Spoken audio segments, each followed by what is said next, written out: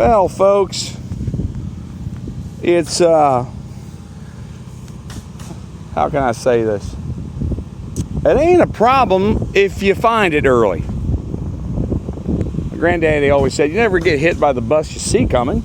Step out of the way. You see it coming, you step out of the way. It's the one you don't see coming. And it's either you wasn't paying attention or you got your head in your phone and then you got run over. But every day I got buses coming to hit me, whether they're a week out, 2 months out, 5 months out, don't matter. Thing is, I know what they are.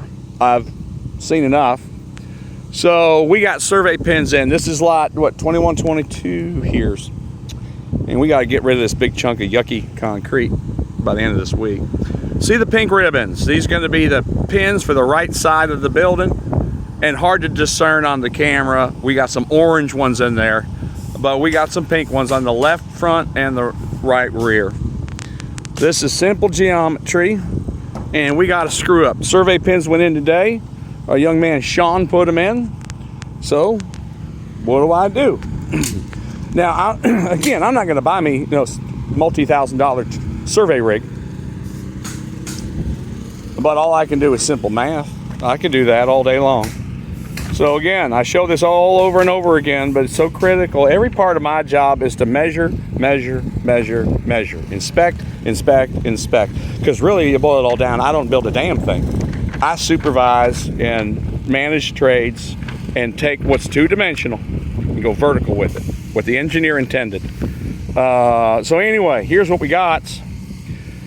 A squared. The entire length of the building is 84 feet 2 inches deep, and maximum width of the building is 55 foot 1. That means the hypotenuse, or the diagonal, that way or that way, needs to be 100 foot 7 1/16 inches. I just do that on the calculator. I don't even think. All I do is double check to make sure I'm pulling the right numbers. That's all. Make sure, input the data correctly.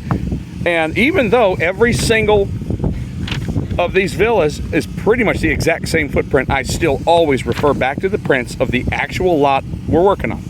Okay? And here you can see 22 and 21. It don't matter. They could tell me it's the same building over and over again. Doesn't matter. I'm going to use the prints for this job. So the left front to right rear hypotenuse was 100 feet 9 1/8 inches. No bueno. Not good. I then pulled from the right front to the left rear. Got 100 foot 9 inches. Okay. Beep, beep. No bueno. So called up Sean, a surveyor. I said, hey buddy, we got a problem. Oh, I had that piece of wood out here for a reason.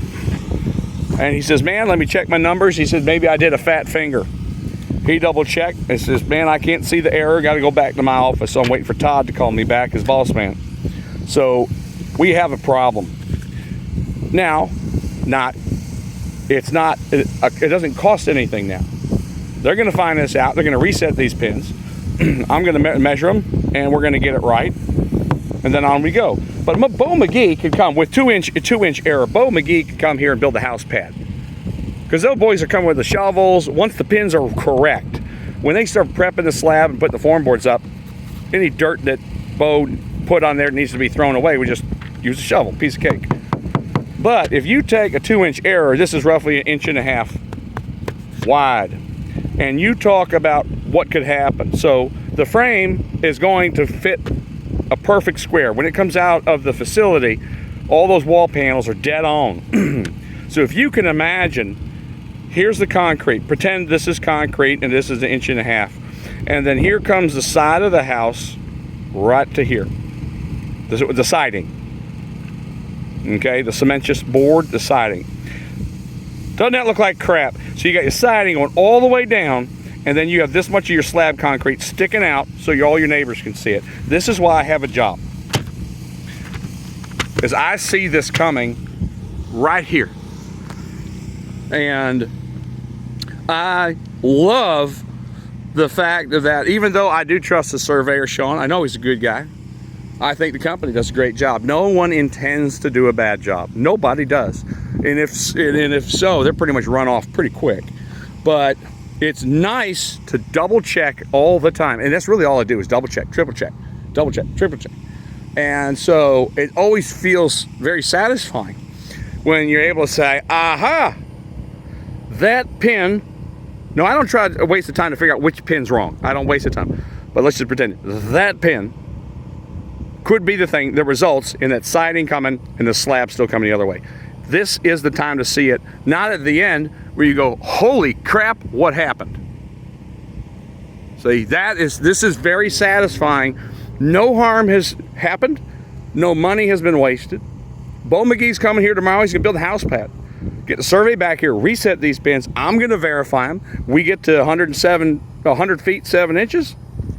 Boom. Slab guy comes, puts the form boards, plumber jumps in after him, and away we go.